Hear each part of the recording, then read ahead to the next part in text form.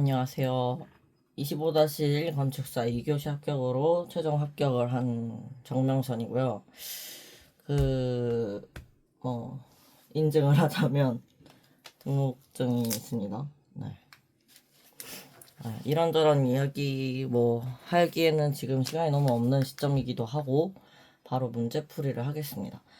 김수원 선생님 인강을 듣고 저는 바로 감을 잡아서 합격을 하게 되었고요. 처음으로 영상을 찍어보는 거라서 진짜 살면서 처음으로 찍어요.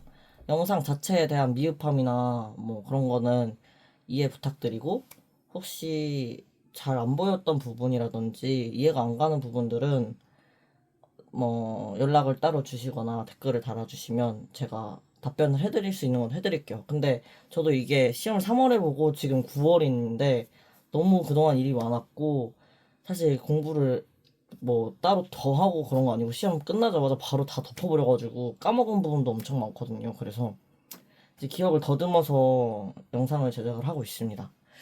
우선 저는 25-1 건축사 자격시험에서 65.5점 2교시만 남았었거든요. 그때 그 점수로 합격을 했고 1교시 3교시는 그 전회차 전전회차 해서 합격을 해놨었습니다.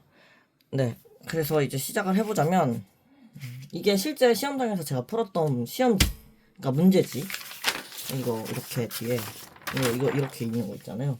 이거고 문제지 현황도 다 시험장에서 있던 거 그대로 가지고 왔어요. 그리고 이거는 시험장에서 풀었던 트레싱지. 네. 그래서 이렇게 그냥 진짜 거기서 쓰던 거 그대로 가지고 왔어요. 그대로 보관을 해놨었고, 언젠가 찍어야지 하다가 계속 못 찍고 이제야 찍어요. 자, 우선 건축사 시험에서 제일 중요한 부분은 지문 누락이 없는 거라고 생각해요. 그래서 쉽게 생각해서 우리가 실무에서 건축주가 이렇게 해달라고 해서 의견을 막 해주고 나갔는데 이제 그걸 까먹고 엉뚱한 걸 그려가면 그 건축주는 실망하겠죠. 그런 것처럼 이제 시험 출제자도 이렇게 해줘라고 막 신나게 얘기를 했는데 엉뚱한 걸 그렸어요. 그러면 당연히 불합격 이렇게 주겠죠. 그래서 지문을 누락하지 않도록 하려면 우리가 어떻게 해야 될까요? 기억력을 키워야 되나? 아니면 머리가 좋게 다시 태어나야 되냐? 아니죠. 그런 건 할 수 없는 거예요. 우리는 이미 늦었어요. 그러기. 그래서 우리는 내가 까먹지 않도록 잘 정리해서 어딘가에 적어두는 것이 가장 좋은 방법이라고 생각해요. 어디에 적어두냐? 새로운 노트를 시험장에 들고 갈 수 있는 것도 아니고 어디 엉뚱한 데 적어두는 게 아니라 가장 잘 보고 가장 눈을 적게 돌릴 수 있는, 아니면 종이를 가장 적게 휘적거릴 수 있는 위치에다가 적어둬야 되고, 그 적어둔 거를 내가 문제를 풀고 작도를 할 때 거기에 적었다는 사실을 잊지 말아야 돼요. 그래서 저는 보통 여기 소요 면적 및 주요 설계 조건 이 표에다가 적거나 이 표 아래에 이렇게 적어놔요. 그래서 그런 식으로 해서 저는 무조건 다 적어놓고, 그리고 그 적어놨던 것들을 보면서 문제를 풀고 나서 이제 한 번 더 확인을 해요. 여기 보시면 이 체크 표시랑 이 동그라미 표시들 보이시죠? 이런 것들이 다 내가 문제에 나와 있는 지문 내용을 이 시험지에 작도를 한 거를 다 확인을 했는지, 그러니까 다 작도를 했는지 확인을 하면서 체크를 했던 표시들이에요. 그러니까 이 체크 표시들을 다 보면 이거 빼먹었네 이게 보이겠죠. 네, 그래서 작도하다가 까먹었던 거, 아니면 저는 이렇게 계획지를 다 해놓고 작도를 하는 편인데, 이렇게 계획지에서 하다가 작도 전에 이제 이거를 한번 체크를 하면 까먹었는지 안 까먹었는지 정확하게 알 수가 있겠죠. 네, 그래서 이제 본론으로 들어가면 25-1 기준으로 저는 문제풀이를 할 거고, 저 같은 경우에는 김수 선생님이 해줬던 인강을 듣고, 그러니까 한솔 아카데미 2교시 유튜버 강의를 듣고 이제 문제풀이를 했었어요. 그리고 이제 시험장에서도 그걸 최대한 활용하려고 했고, 다른 길로 안 쓰려고 노력을 많이 했어요. 그리고 25-1 같은 경우에는 다른 분들도 동의하실지 모르겠는데, 저 같은 경우에는 문제를 보고 굉장히 당황했고, 어려웠어요. 풀면서 계속 어려워가지고 울면서 집에 가야 되나 이 생각했는데, 도저히 이제 포기할 수 없는 상황이었어서 저는 끝까지 문제를 풀었고, 결국에는 선생님이 하라고 한 대로 했더니 그래도 괜찮게 풀었던 것 같아요. 물론 제가 70점 80점 이런 고득점도 아니고 고작 65.5점이었겠지만, 2으로 합격했지만, 예, 그래도 뭐 합격했으면 된 거 아닌가요? 뭔가 이런 생각이 드니까. 아무튼 본론으로 다시 들어가면 지문을 파악하는 법, 그러니까 지문을 잘 정리해서 체계화시키는 방법, 그리고 그를 통해서 내 머릿속에 잘 기억할 수 있게, 기억을 못한다면 잘 메모할 수 있는 방법에 대해서 먼저 설명을 드릴게요. 일단 과제 개요를 보시면 이제 인구 소멸 우려되는 농촌의 자연 녹지 지역 내 주민을 위한 돌봄 지원센터를 신축하고자 한다. 대지의 환경적 맥락과 이용자 동선을 고려하여 1층, 2층 평면도를 작성하시오. 이렇게 돼 있네요. 자, 여기에서 제일 중요한 말들에 제가 이렇게 밑줄을 쳐놨어요. 그래서 돌봄 지원 센터, 그리고 이거는 이제 어떤 프로그램들이 들어가는지에 대한 내용이겠죠. 그리고 신축. 만약에 신축이 아니라 증축, 리노베이션 이런 거는 기존 건물들이 있고 그 건물들을 이용해서 이렇게 나머지 부분들을 그려내야 되는 부분이라, 신축이라는 부분은 그냥 백지장이라는 거죠, 거의. 그리고 대지 환경적 맥락이라는 거는 분명 대지 주변에 뭐가 있어요. 공원이 있든 수공간이 있든 뭔가를 뭐 조망해라, 뭐를 고려해라, 뭐 이런 지문이 나올 가능성이 굉장히 높은 힌트고요. 그리고 이제 이용자 동선이라는 것도 뭔가 이 사람들이 이용을 할 때 동선이 중요한 뭔가 지문이 나온다는 거예요. 그래서 이런 것들만 읽어봐도 대충 방향성을 조금이라도 추측을 할 수 있어요. 그래서 여기에다가 이제 형광펜을 칠했고, 그다음에 이제 설계 조건을 보시면 건축 개요 층고를 적어줬네요. 뭐 이거 규모 지상 2층 구조 철근 콘크리트 구조 이런 거는 뭐 대략적으로 이렇게 기둥 스판들을 예측할 수 있는 그런 거였고, 그다음에 층고는 1층, 2층에서 4.2, 4.2네요. 그러면 평면도에서 바닥 레벨 적을 때 참고할 수 있고, 그리고 뭐 그 이외에도 이것 또한 뭐 기둥 간격 스판들을 고려하는데 도움이 될 수도 있어요. 근데 뭐 이게 엄청 특별하게 엄청 큰 게 나오거나 엄청 낮게 나오거나 이런 경우는 거의 없고, 왜냐면 평면 설계이기 때문에. 그리고 나머지 뭐 용도 지역, 계획대지, 뭐 용도, 그다음에 계획대지 면적 뭐 이런 것들은 뭐 엄청 크게 작용하는 건 아니고 그래도 있으면 좋은 거고. 그리고 이제 조경 고려하지 않음, 이거는 고려하라고 해도 뭐 그래봤자 풀 좀 더 그리는 정도 아닌가. 근데 만약에 고려하라고 해서 풀을 그린다고 해서 합격하냐, 풀을 안 그린다고 해서 불합격하나, 이건 또 아닌 것 같아요. 그 다음에 이제 주차 6대, 근데 장애인 전용 주차 1대 포함. 이 얘기는 장애인 전용 주차가 1대가 들어가고, 그 다음에 나머지 일반 주차가 5대가 들어간다는 얘기죠. 네, 그래서 이게 6대라고 써있는데, 이게 또 뒤에 이 3번 고려사항 부분에, 아니면 또 뭐 이런 조그만한 노트들 뭐 이런데, 아니면 이런 표에 주차장을 지하에 한다라고 써 있다든지, 아니면 뭐 다른 지문들이 있는지를 확인을 하고. 근데 보통 이 정도 6대 정도면 1층 대지 내 외부 공간에 대부분 주차를 하고, 그 말은 즉 1층 계획 시 주차를 고려해야 됩니다. 이것도 또한 여기 고려사항에 보면 지상 1층에 배치한다 이게 나와 있어요, 주차장. 그리고 이제 이 세로로 2대 연대판에 배치했었어요. 이것 때문에 좀 문제가 있긴 했었는데 아무튼 이거 넘어가고. 그래서 1층을 계획할 때 주차를 고려해야 되는데, 주차 진입의 위치, 그리고 주차칸, 장애인 주차 위치, 부출입구의 관계 등이 아마 지문에 나오게 됩니다. 그리고 승강기 1대, 장애인 겸용. 이거는 뭐 한 대가 들어가는지 2대가 들어가는지, 근데 보통은 1대가 들어갔어요. 거의 대부분의 기출에서. 그렇고 이제 소유 면적 및 주요 설계 조건, 이게 참 저는 중요한 부분이라고 생각을 하는데, 여기서 표의 구분 칸을 잘 봐야 돼요. 보시면 구분 지상 1층, 지상 2층 돼 있고, 다음에 여기 이것들 있잖아요. 이 큰 칸들, 이게 또 힌트예요. 이게 바로 조닝을 알려주는 거거든요. 노인 돌봄 시설이 있고, 지원 시설 있고, 공용 공간 있고, 2층에는 아동 돌봄 시설 있고, 창업 지원 시설 있고, 공용 공간 있고, 그리고 외부 공간에 대한 내용들도 여기 적혀 있어요. 그리고 이제 각 실에 대한 것들이 쭉 나와 있죠. 그리고 면적이 나와 있고, 주요 설계 조건이라고 해서 뭐 부속실로 들어가 있는 거, 예를 들면 뭐 어르신 방에는 화장실이랑 청구들이 들어가야 되고, 그다음에 뭐 아쿠아 테라피실에는 어떤 용도로 사용되는지, 그리고 샤워 탈의실은 남녀 구분 설치, 뭐 이런 식으로 해서 이 실에 대해서 필요한 정보들을 여기다가 또 추가로 주고 있어요.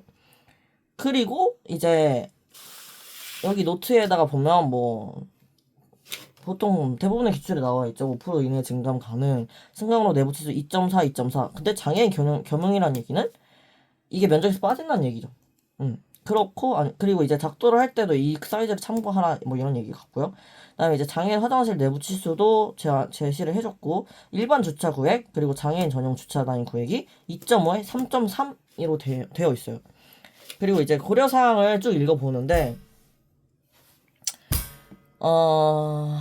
보시면 이제 줄줄이 다 나오는 엄청 많은 게 있잖아요. 여기 보시면 1번부터 18번까지 있어요. 이게 엄청 긴 것도 있고 엄청 짧은 것도 있는데 그 회차마다 그 기출 회차마다. 근데 이제 이번에 좀 긴 편이었어요. 그래서 이거를 줄줄이 나오는 거를 전혀 하나라도 빼먹지 말고 전부 다 이제 내 작도에 반영을 해야 되고, 그러니까 제출하는 시험지에 반영을 해야 되고, 이거를 다 기억하고 문제에 적용을 해야 돼요. 그래서 이제 이거를 방법이 일단 쭉 읽어요.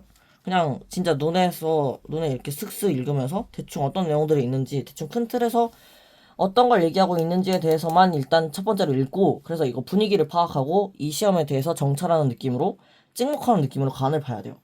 그리고 대부분의 모든 문장들이 어떠한 실은 어떻게 계획한다라는 말로 적혀 있고, 그 다음에 이번에 여기 이 소유 면적 이거 실조건에 대한 내용들에다가 이 내용들을 정리해서 해당하는 실 명칭 옆에 주요 설계 조건 이 칸에다가 전 적어줬어요. 그러니까 예를 들면 아쿠아테라피실 같은 경우는 주출입구 접근을 고려한다라는 말들이 이제 여기에 11번에 보면 있어요. 아쿠아테라피실은 부출입구에서의 접근성, 제가 주출입구라고 했나요? 부출입구 접근을 고려 배치, 그다음에 사용 동선을 고려한다. 뭐 이런 얘기들을 여기다 적혀 있겠죠. 그래서 이제 이런 것들을 여기다가 적어놔요. 이런 부수적인 설명들이 사실 여기에 다 적혀 있는 거죠. 그래서 이렇게 해서 여기다 내용을 적으면 이제 이거를 읽다가 이 현황도를 보다가 뭐 내 트레싱을 보다가 하면서 왔다 갔다 막 뒤섞일 일이 없죠. 여기 적어놓으면 여기만 보면 되는 거예요. 그래서 이제 여기다가 모든 내용들을 다 압축해서 내가 적어놓는다는 느낌으로 저는 정리를 했어요. 문제를 풀면서. 그러니까 문제를 읽으면서. 그리고 이제 그 이후에 잊지 말아야 되는 조건들, 또는 작도하다가 내가 상습적으로 빼먹어서 불안한 것들, 그리고 이제 여기 뒤쪽에 보시면 도면 작성 기준이랑 유의사항에 나와 있는 내용들인데, 이제 보통 모든 기출이 다 비슷한데 이번에는 좀 특이한 내용이 있네 이러면 이제 이 아래에다가 적어줍니다. 이렇게.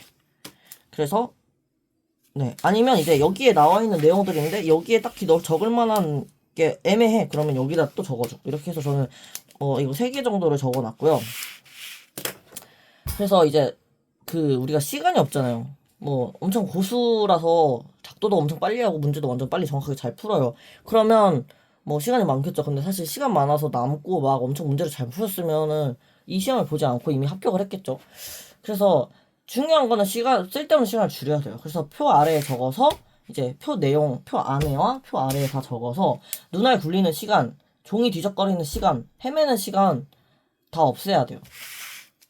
자, 그래서 이제 고려사항 다시 얘기를 하면 쭉 읽었죠. 읽다 보면 이제 이것도 되게 나뭇가지 치듯이 카테고리를 만들어야 돼요.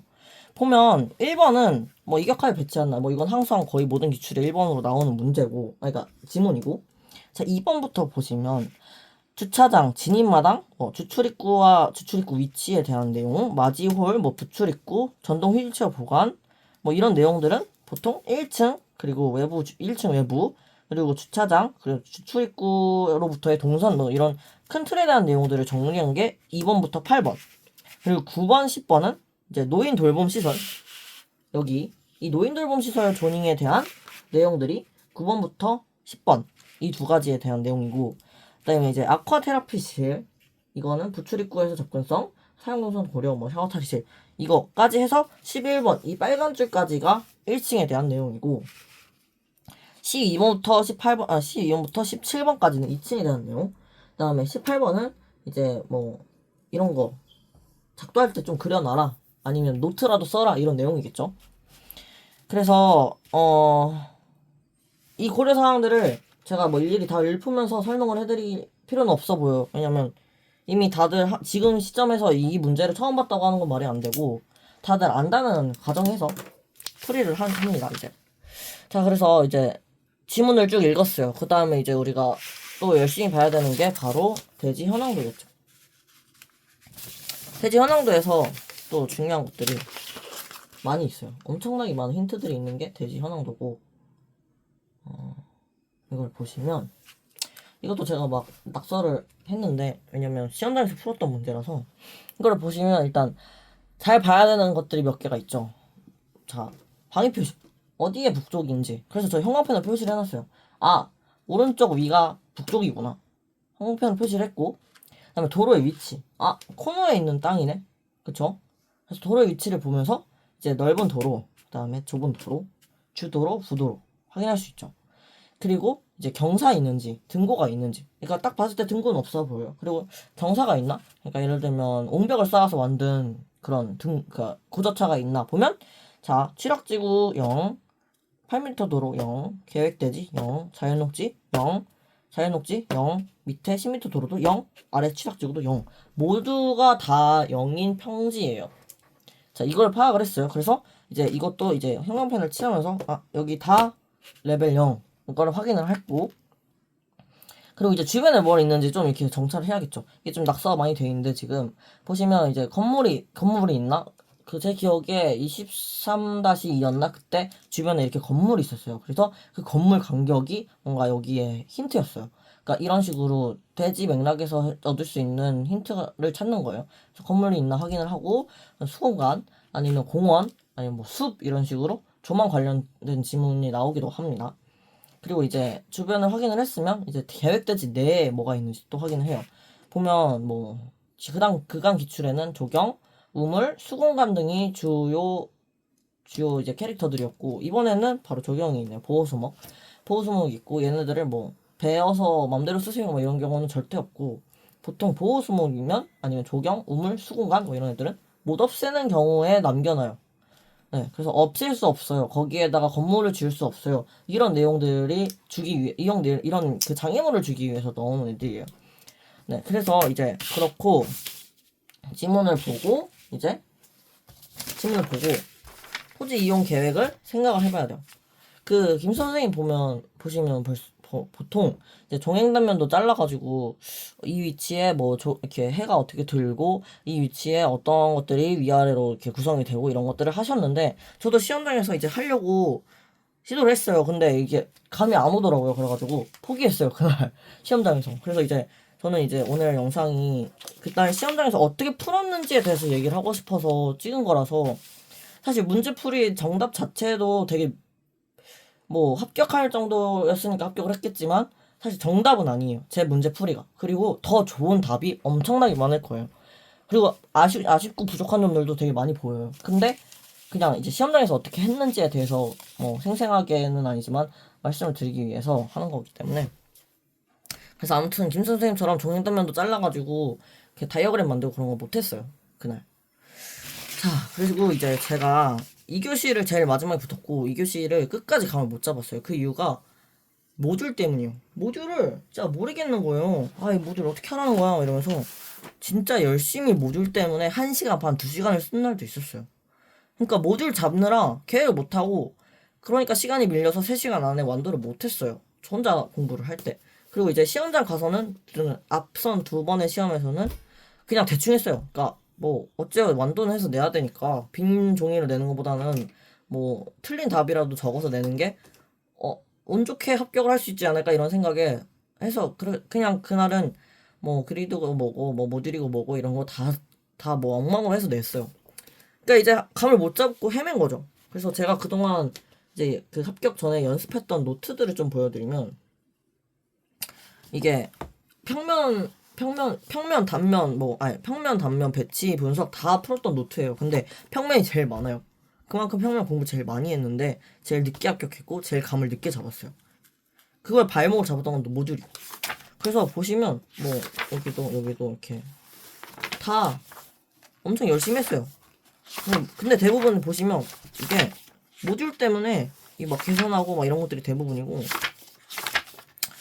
이렇게 해서 막 모듈 칸 나누는데 정신이 없었어요, 항상. 네. 그랬고 이제 이렇게 하다가 안 되겠다 해서 김 선생님 강의 들었고, 그래서 이제 어떻게 했냐면 그 내용을 좀 요약을 하자면, 자, 일단은 저는 7×7 그리드를 사용해서 문제를 풀었어요. 7 곱하기 7 그리드는 이걸 보시면, 아이고, 너무 정신이 없네. 자, 보통 학원에서 이 표에 있는 면적들을 파악을 하고, 이걸 기준으로 모듈을 잡아라. 60 모듈을 잡고, 50 모듈을 잡고, 뭐 40 모듈을 잡거나, 뭐, 그러면서 하는 얘기가, 모듈을 뭘로 잡아도 상관은 없어. 근데 이 면적표에서 보고 대충 정해. 이렇게 얘기를 해서, 거기서부터 저는 모든 혼란이 시작이 됐어요. 근데 이제 김수호 선생님은 7 곱하기 7 모듈로 7 곱하기 7 그리드를 그려서 그냥 거기서 냅다 시작을 하는 거예요. 이게 60 모듈인 것 같아 보여도 뭐 50 모듈인 것 같아 보여도 무조건 그냥 7 곱하기 7, 그러니까 즉 대략 50 모듈로 기준을 잡아서 문제를 푼다는 얘기예요. 자, 이번 회차 시험지를 보시면, 자, 7 곱하기 7 그리드, 그러니까 즉 7m 7m로 칸을 나눠라 라는 얘기잖아요. 그래서 보면 34.5m 지금, 그리고 45m예요. 그럼 7로 나누면 각각 4.92 땡땡땡에 6.42 땡땡땡이 나와요. 그럼 가로 4칸, 세로 6칸이 되는, 그쵸? 그럼 이제 대지 기준으로 그냥 잘랐어요. 칸을 이렇게. 여기 보이죠? 이 줄 그은 거. 자, 그러니까 대지 기준으로 이렇게 자르고, 이제 뭐, 물론 대지 경계선, 뭐 도로 경계선에서 1m씩 이격하라고 말은 했었는데, 일단 잘라요. 자르고, 그리고 뭐 외부 공간도 들어가야 되고, 주차장도 들어가야 되니까, 지금 단계에서는 일단 잘라요. 그리고 이격거리 고려 안 하고, 뭐, 각각 모듈의 사이즈 고려 안 하고, 나중에 다 맞출 거예요. 일단 잘라요. 그러고, 이제, 좀, 파악을 해요. 그러면 총 몇 칸이 나와요? 4칸, 6칸 나오니까 24칸 나오죠. 24칸이 나오는데, 이제, 이걸 보세요. 자, 이렇게, 확대를 좀 하면, 이렇게 총 24칸이 나와요. 대지에서. 근데 이거를 저는 시험장에서 무조건 트래싱지 이거에다 했어요. 왜냐면 실제 사이즈, 그러니까 실제 내가 제출할 답안지의 스케일에 맞춰서 보는 게 정말 좋거든요. 그래서 지금 트래싱지도 없고 제가 제도판도 없어가지고 이걸로 하는데, 자, 24칸이 나왔어요. 대지 34.5에 45짜리고, 자, 7 곱하기 4는 28, 7 곱하기 6, 42죠. 근데 이제 45 대지 사이즈가 45니까 3m 남을 거고, 그 다음에 34.5였으니까 28이니까 6.5m 남겠죠. 자, 그거를 고려하고 이제 대충 이렇게 방이랑 수공간이랑 대충 그렸어요. 자, 근데 보면 지금 보면 그 설계 조건에서 면적이 주어지는데 1층, 2층을 보면 810, 800이에요. 그리고 물론 이 보이드 공간이 있잖아요. 중간에 1층에서 마지홀에 상부 오픈 아트리움 만들려고 했으니까 그 2층 공간에서 오픈이 한 저는 60 정도를 잡긴 했었거든요. 그래서 2층이 뭐 빈 공간, 그러니까 오픈 공간까지 개구부까지 다 합쳐서 지금 800 플러스 뭐 60에서 70 정도를 잡으면 860, 870 정도가 나오겠죠. 자, 그러면 이제 거기에서 제가 50 모듈로 지금 잡고 있잖아요. 7 곱하기 7 그리드니까 그거를 50을 나누면 한 16? 16칸이 나와요.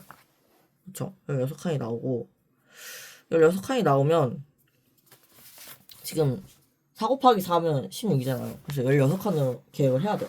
그 말은 즉 4 곱하기 4면 지금 이게 칸이 4 곱하기 6으로 나눠지는데 4 곱하기 4면 두 줄을 지워야 되는 거야. 가로 두 줄을 지워야 되는데 보면 일단 여기 위치에 보호수목 있잖아요. 그러니까 이 칸은 못 쓰는 거죠. 건물이 못 들어가는 거죠. 그리고 진입마당이 지문에 보면 이제 진입마당이 그 보호수목 영역을 포함하고, 여기 보호수목 영역을 포함하고, 그리고 이제 여기 3번 지문에 10m 도로에 면하라고 있어요. 자, 10m 도로 여기 있잖아요. 10m 도로에 면하고 보호수목 포함. 그럼 진입마당 여기겠죠. 그러니까 진입마당 들어가고 보호수목 그러니까 뭐 얘네 사이즈 아직 모르지만 그러다 보면 한 줄 날아갈 거예요. 그쵸? 그리고 지금 이게 부도로, 그러니까 주도로 부도로에서 보통 차량 진입하는 게 이제 거의 정론이잖아요. 근데 만약에 차량이 앞에서 진입한다? 말이 안 되죠. 왜냐면 코너에서 차량 진입 안 하잖아요. 가운데서 진입한다? 그러면 여기에 차량 진입 뭐 그거랑 이제 차 세우고 뭐 하면 이게 D자 건물이 될 거란 말이에요. 그게 뭐 틀린다고 나뉠 수도 있는데 굳이 중증으로 풀면 아무래도 얘네가 지금 조닝이 되는 애들이고 뭔가 좀 애매할 것 같아요. 그리고 중정이라는 말 자체를, 중정이 답이었으면 보통 지문에서 중정형이라고 말을 해요. 근데 이게 중정형이라는 말이 없어져요, 지문에. 그래서 저는 이제 차량을 뒤로 뺐어요.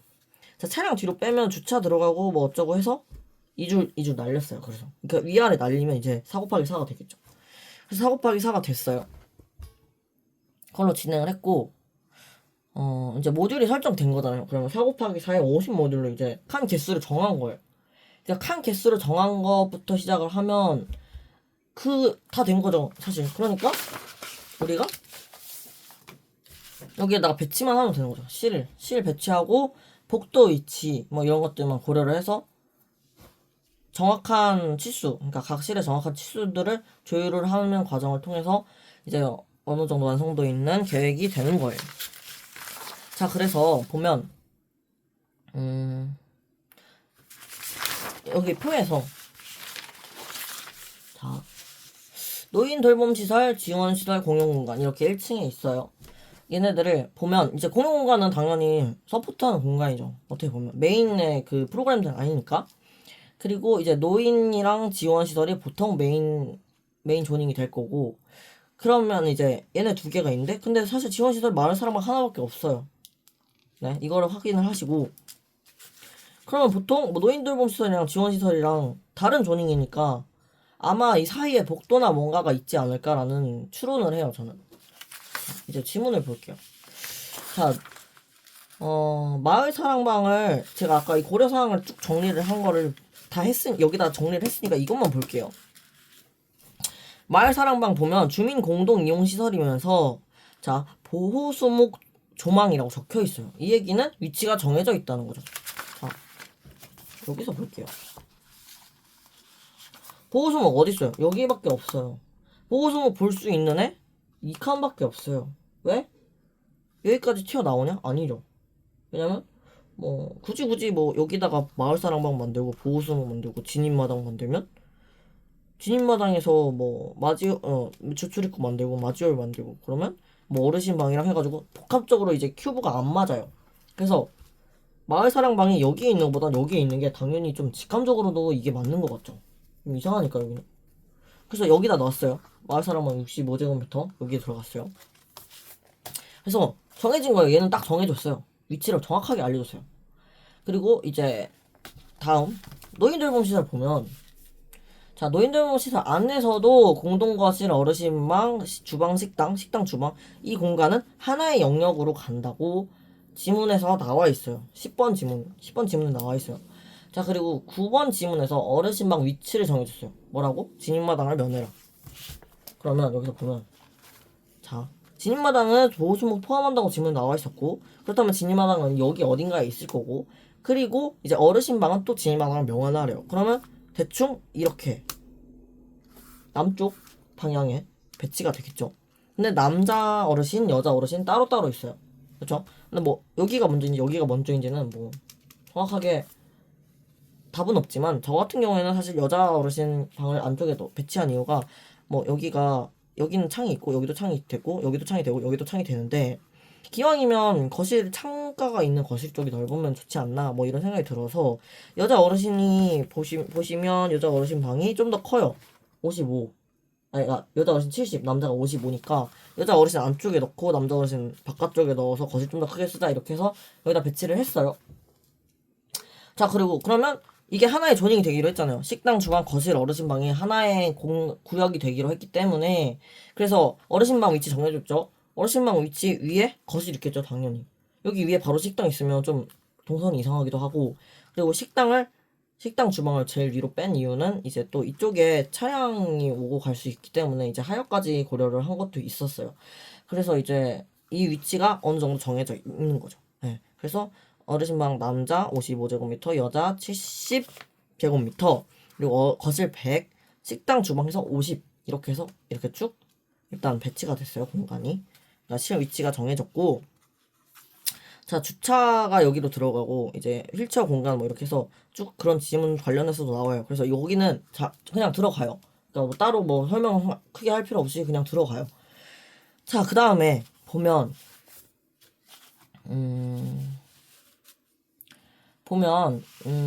여기 지문에 뭐라고 나와 있냐면 주출입구부터 주출입구, 그러니까 뭐지? 진입마당, 주출입구, 맞이홀 이렇게 서로 연계가 돼라고 여기 나와 있어요. 주출입구는 진입마당과 연계하고 맞이홀로 연결되도록 계획한다. 이 얘기는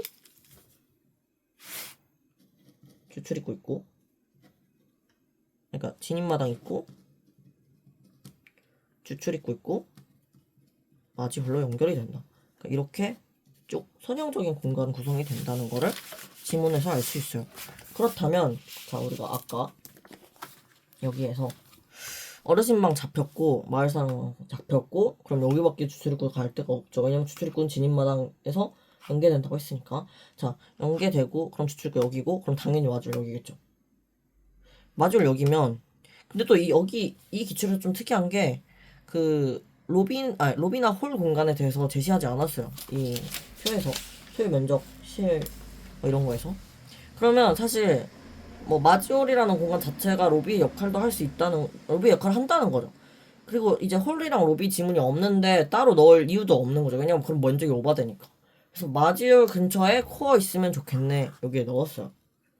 자, 일단 넣었고, 그럼 코어 옆에 대충 뭐 화장실이랑 뭐 그런 게 들어가겠네, 이렇게 해서 생각을 했어요. 왜냐면 화장실이 들어갈 만한 위치에 꼭 들어가야 하는 뭐 프로그램 또는 실들에 대한 별다른 지문이 없었기 때문에 여기에다가 화장실을 넣었고, 자, 그리고 이제 부출입구가 이쯤 위치에 있는데 이제 여기에 이제 아쿠아 테라피실이랑 부출입구 관련한 지문이 있었죠. 그래서 아쿠아 테라피실은 전 북쪽에다 넣었어요.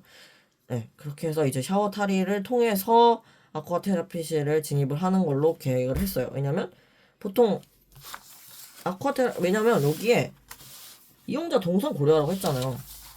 제가 회사를 다닐 때 이제 리조트 같은 거를 몇 개를 했어가지고 수영장 많이 했었는데, 수영장 또는 뭐 이런 물놀이 시설들, 그 아쿠아테라피 시설도 사실상 수영장이랑 비슷한 공간이 아닌가라는 추론을 했거든요.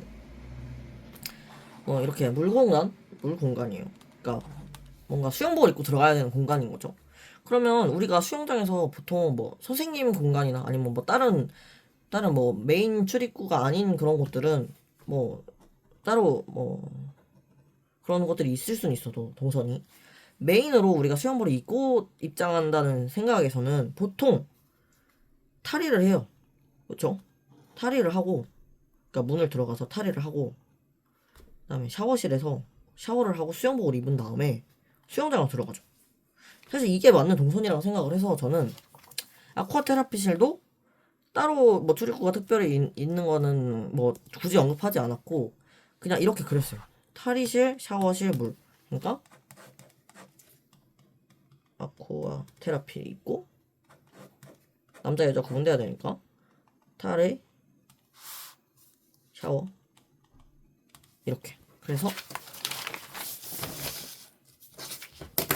이렇게 출입구 들어가고 탈의, 샤워, 아쿠아 테라피, 탈의, 샤워, 아쿠아 테라피, 이렇게. 그렇고, 네. 그래서 뭔가 위치를 잡았어요. 이제 위치를 잡았고 1층이 어느 정도 정리가 됐는데, 지금 이제 건강관리실이랑 진료처치실이 빠졌는데, 뭐 사실 그래서 그냥 여기다 넣었어요. 그러니까 건강관리실이랑 진료처치실 이쪽 위치에 각각 넣었고, 근데 이제 그러다 보니까 여기에 문이 있어야 되잖아요. 그쵸? 여기는 들어갈 수 있고, 진료처치실에 문 들어가야 되고, 뭐 이런 식으로 해서 이 사이에 복도가 필요하더라고요. 근데 어차피 우리가 지금 칸이 남으니까 2.4짜리를 넣었어요. 여유있게. 그래서 이 사이에 복도가 들어갈 거고, 그리고 이제 이쪽에도 면적이 진료실이랑 뭐 화장실, 건강관리실 뭐 해가지고 다 넣으려면 이쪽에도 조금 더 2.4 정도 키우면 좋겠다 해서 이런 식으로 되게 유도리 있게 조절을 했어요. 그러니까 이래야 돼 이게 아니라 그냥 여기 늘리면 되지 이런 식으로 그냥 자연스럽게. 그러니까 여기가 뭐 말도 안 되는 기동 스판이 된다든지 뭐 그런 거 아니면 사실 2교시 자체는 뭐 작도나 뭐 그런 내용들보다는 사실 이 조닝, 그리고 실 배치, 그다음에 명료한 동선 이런 거, 그러니까 예를 들면 복도가 얼마나 안 꺾이나 뭐 이런 것들이 훨씬 더 중요한 시험이기 때문에, 네, 그래서 이제 너무 사소한 거에까지 매몰되면 이제 또 나의 생각에 빠져가지고 또 지문 반영도 제대로 못하고 막 엉뚱한 거 그릴 때도 많아요. 그래서 그냥 유도리 있게 생각한다라는 마음을 항상 가져야 되는 게 중요한 것 같아요. 네, 그래서 이제 이렇게 해서 이 공간들을 늘려가지고 이 사이에 2.4 정도를 배치를 해서 저는 이제 공간들을 조절을 했고, 그 다음에 이제 저희가 다 50 모듈로 출발을 했으니까 이제 50 모듈, 그러니까 7 곱하기 7에서 이제 정확한 디멘션을 정해야겠죠. 그러니까 여기 이런 것들, 여기 이 칸들이 각각 얼마로 가야 되나, 이런 것들을 정해야 되기 때문에 그거를 이제 각 면적을 보고 정해요. 자, 정해서 디멘션을 맞춰요. 근데 이제 신기하게, 그럼 2층 가서 안 맞으면 어떡해요? 근데 신기하게 맞아요. 2층 가서 맞아요. 그러니까 이 사람들 출제할 때 뭔가 어느 정도의 답은 생각해놓고 만드는구나. 그러니까 뭐 미세하게 뭐 6.9로 할지 7.1로 할지 뭐 이 정도는 차이가 있어도 이 위치에 이 실이 들어간다. 즉, 이 위치에 이 정도 면적의 실이 들어간다는 거는 어느 정도 정답이 있게 만드는 추세인 것 같아요. 그래서 2층에서도 맞아요. 1층에서 조닝이 맞으면, 실 배치가 맞으면. 자, 그래서 조절을 한 게 이거예요. 트레싱지에다가 일단 그 시험지 해서 여기 자세히 보시면 이 샤프로 이거 한 가구들 보이시죠? 이게 좀 엄청 좋은 건 아닌데 처음에 7 곱하기 7 그리드는 샤프로 그렸어요. 자, 이 프레임, 이게 빨간색 프레임이 대지 경계선, 그러니까 계획대지 경계선, 아니 도로 경계선들이고 그 안에 이제 그리드를 쭉 그렸어요. 자, 그 다음에 이제 각 실들에 대해서 배치를 정확하게 하면서 그린 거예요. 왜냐면 아까 이 노트는 그냥 제가 지금 트레싱지가 없고 뭐 여러 가지 열악한 상황이기 때문에 이걸로 그냥 보여드린 거고, 실제 시험장에서는 트레싱지 2장 주잖아요. 한 장, 처음에 받은 한 장으로는 7 곱하기 7 그리드 샤프로 그려서 이렇게 배치를 해요. 그러니까 처음 트레싱지에는 이걸 그리는 거예요. 이걸 그리는데 이렇게 쬐끄맣게 그리는 게 아니라 실제 답안 사이즈로 그렸어요. 그렇게 해서 그렇게 하면 이제 보이거든요. 이게 100짜리랑 70짜리랑 55짜리 뭐 이런 게 사이즈가 어떻게 조절이 되어 있나 보여요. 그래서 정확한 제출되는 사이즈로 그리는 게 정말 중요하다고 봐요. 그러니까 이런 땡땡이 노트 사서 한자 노트 같은 거 사가지고 많이들 하시는데 저는 사실 그것보다는 이게 더 좋은 방법인 것 같아요. 김수호 선생님도 이렇게 푸셨어요. 여기다 이제 쭉 하면서 이제 이 면적에 맞춰서 이 치수들을 세부 조정을 해요. 그래서 이런 것들이 나오고, 이제 문 같은 거 이제 잘 그려야 돼요. 왜냐면 이게 막 이렇게 잘 배치를 해서 난 완벽해서 봤는데 문이 없어요.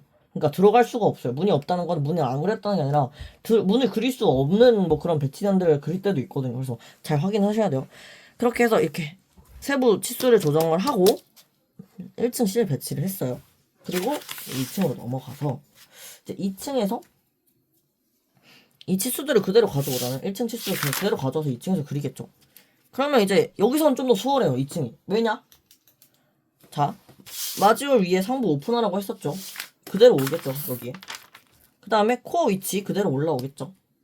근데 이제 화장실까지 올리고 싶어 하시는 분들이 있는데, 화장실 같은 경우에는 올리면 좋죠. 1층이랑 2층이랑 공통되면 설비적으로나 뭐 하자나 뭐 그런 걸로 해서 다 좋긴 한데 사실 그렇게 크게 중요한 문제는 아니에요. 여기서 이 시험에서. 그래서 화장실까지 올리진 않았고, 일단 이런 오픈 개구부랑 코어, 그러니까 절대 1층과 2층이 다를 수 없는 것들 그대로 올리면 어느 정도 정해져요. 자, 그래서 2층을 보면 지문에서 이제는 이걸로 볼 거예요. 이거 트레싱지로 그냥 이 디멘션 다 정해졌으니까. 2층에서 보면 아동돌봄시설, 창업지원시설 두 개 실이 나눠져 있고 1층과는 다르게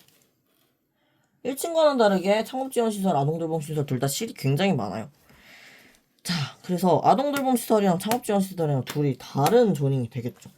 근데 보면 그러면 어디가 위아래일까? 어디가 좌우일까? 이런 고민들을 하는데 분명 얘네들 중에 한두 개 이상은 정확한 위치를 알려줘요 또. 자, 보시면 뭐가 있을까? 자, 수공간 조망 가능한 휴게 데크를 만들어라 했어요. 창업 라운지, 뭐 창업 교육실 뭐 이런 데 근처에. 자, 그러면 창업 지원 시설이 수공간 근처에 있다고 했으니까 어찌 됐든 자, 여기서 수공간 요거잖아요. 대충 이쪽에 있다는 거예요. 창업 어쩌고 시설들이. 창업 어쩌고 시설들이 이쪽에 있는데 그러면 이렇게 해서 창업 아동 아니면 이렇게 해서 창업 아동 이렇게 가겠죠.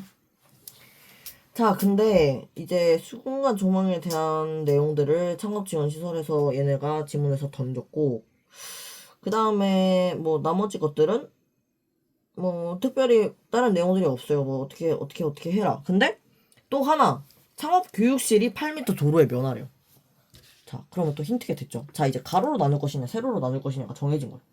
창업 어쩌고 시설이 들어가는 조닝이 수공간도 바라봐야 되고 8m 도로에도 면해야 된대요. 그러면 뭐예요? 가로로 나눈 거죠. 여기에 창업 어쩌고가 들어가고 여기에 아동 돌봄이 들어가는 게 정해진 거죠. 자, 그래서 이제 이쪽은 창업 어쩌고 이쪽은 아동 어쩌고가 들어간 거예요. 자, 그래서 코어랑 얘네가 왔어요. 2층으로 왔고 정확하게 주어진 그런 실드를 배치를 시작을 할게요. 그러면 어떻게 돼요? 자, 여기 표에서 돌봄 라운지가 있고 아동 돌봄 시설에 이제 활동실, 돌봄 교실, 학습실 이거 세 개가 하나의 영역으로 계획을 하라고 15번, 그러니까 고려사항 15번 조건에 있어요. 자, 그리고 이제 활동실이랑 돌봄 교실은 놀이데크를 이용을 해야 되고, 그리고 네, 그리고 이제 네. 그래서 아동 돌봄시설 아래쪽에 있는데 놀이데크를 만들어야겠죠, 이 놀이데크. 근데 이건 제가 다 풀어서 나온 그 위치긴 한데 일단 여기 이렇게 될 거고 그 다음에 이제 그리고 얘네가 하나의 존이 된다 해서 뭐 이렇게 저희가 정해놓은 거예요.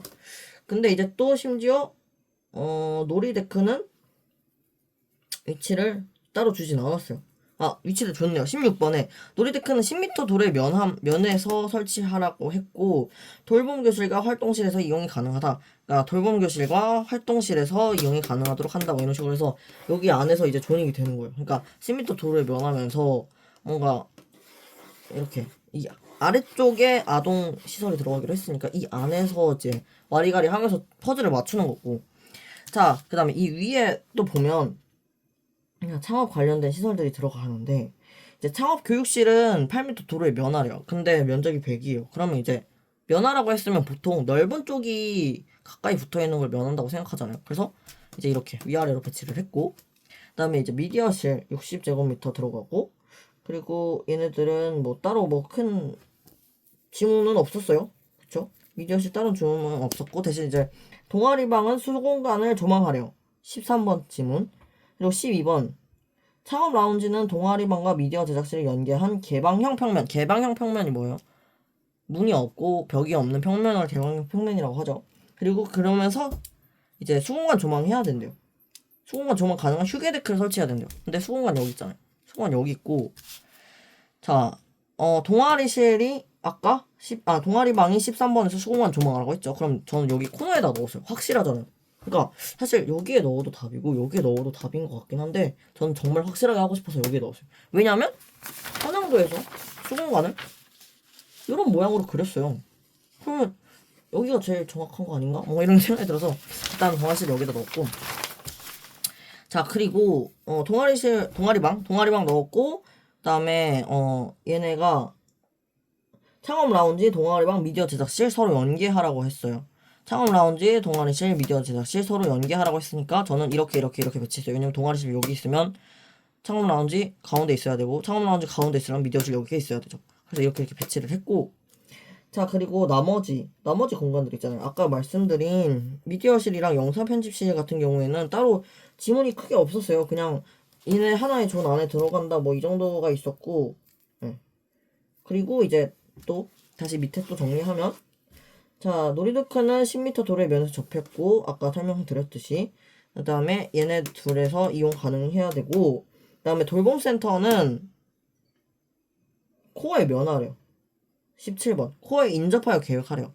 그러니까 여기에 계획을 했어요. 돌봄센터. 그리고 그리고 이제 돌봄 라운지 같은 경우에는 어디 있지? 돌봄 라운지는 뭐 다른 지문이 없었어요. 표에도 없었고 고려 사항에도 없었는데 사실 뭐 라운지라는 말 자체를 들으면 뭔가 이 얘네들 가운데 있으면 라운지니까 얘네도 쓸 수 있고 얘네도 쓸 수 있고 이런 생각이 들어서 여기에다가 배치를 했어요. 자, 그래서 이렇게 계획이 됐는데 사실 2층은 제가 좀 아쉽긴 해요. 왜냐면 뭔가 남는 공간들도 있어서 휴게 라운지를 제안을 했고 그리고 뭐 엄청 깔끔하게 떨어졌다라는 느낌보다는 그냥 지문을 꾸역꾸역 맞춰 넣었다 이런 생각이 많이 들었어요. 그래도 뭐 틀린 건 없었어요. 그러니까 지문을 반영하지 않거나 지문을 어긴 내용들이 없었기 때문에 좀 찝찝하긴 했지만 괜찮지 않나라는 생각을 했고 여기서 하나 좀 더 팁을 얘기를 하자면 이제 복도가 이렇게 확보가 돼 있어요. 코어가 여기 있고 복도가 확보가 돼 있는데 이 공간이 남잖아요. 그래서 이 해치 같은 걸 넣을 때 저는 해치를 넣었거든요. 평면에.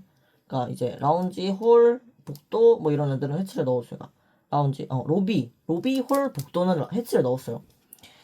그러면 이제 보통 이 복도에다가만 해치를 넣는 거예요. 그리고 여기 엘리베이터 앞에 공간에만 해치를 넣어요. 그러니까 여기를 같은 해치를 넣어버리면 이게 하나의 공간으로 읽히는데 여기는 가로 세로 해치를 넣고 여기에는 빗금 해치를 넣으면 얘네가 다른 공간으로 읽혀서 마치 뭐가 되게 정리가 많이 된 것처럼 보여요. 그리고 이 라운지도 다른 해치를 넣어버려요. 그러면 이 세 공간이 사실 여기가 운동장처럼 넓은데 좀 그게 티가 덜 나요. 그러니까 사실 뭐 이게 뭐 채점자의 오피셜도 아니고 이제 저희 뇌피셜인데 뭔가 이렇게 눈속임이라도 좀 해서 그럴싸해 보이게 만드는 팁이라고 해야 되나? 아무튼 뭐 그렇고요. 그렇게 해서 이제 문제를 이렇게 풀었어요. 풀고 나서 보면 이제 뭐 이걸 들으시는 분들이 이 방법 괜찮네 이렇게 생각이 들 수도 있고 제 풀이를 듣고 뭐야 다 잘 풀었으니까 이렇게 쉽게 말하지 이렇게 생각할 수도 있는데 이해하시는 분들이나 뭐 이걸 적용했을 때 좀 괜찮다 싶으신 분들은 좋은 일인 거고 아니신 분들은 더 자기만의 방법을 찾으시면 되는 거고 그런 건데 사실 지금 열흘도 안 남은 시점에서 이거를 새로 도전하라고 하기보다는 그냥 진짜 공부를 너무 안 했어요. 머리가 백지장인데 당장 열흘 뒤에 시험을 보러 가야 되시는 분들에게 추천을 드려요.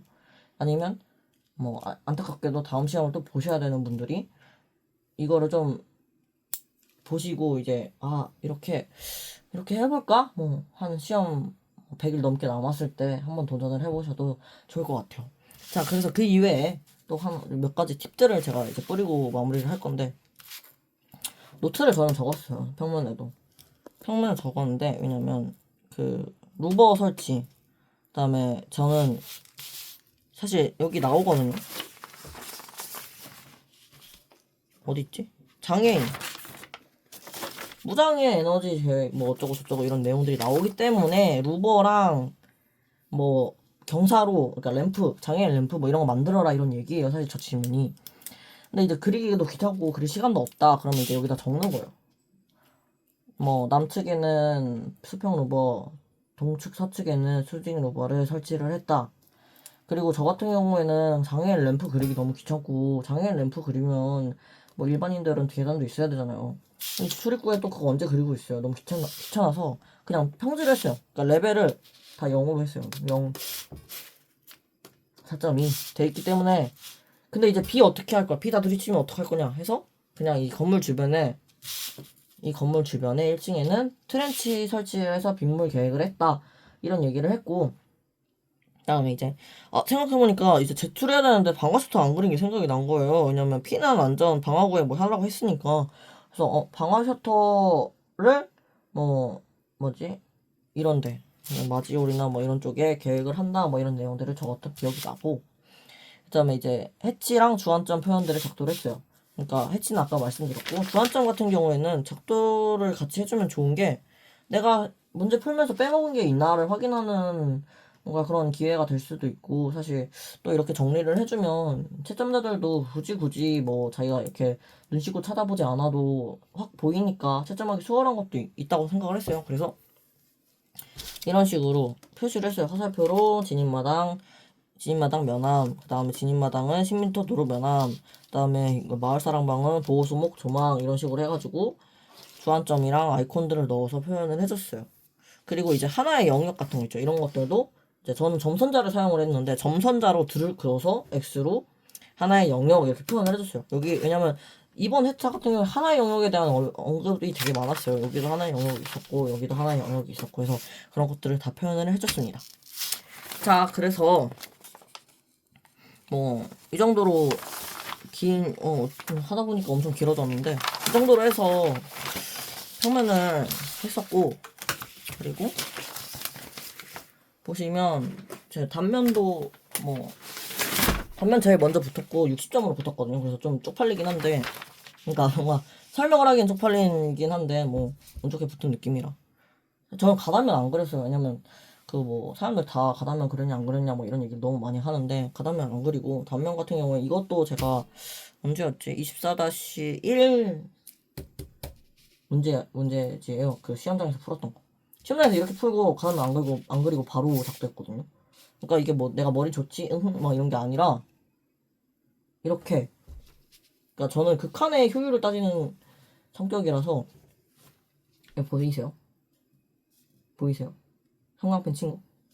형광펜으로 인면 부분 쳐놨어요. 그래서 문 빼먹지 말아야지. 그러니까 지금 여기가 단면선이잖아요.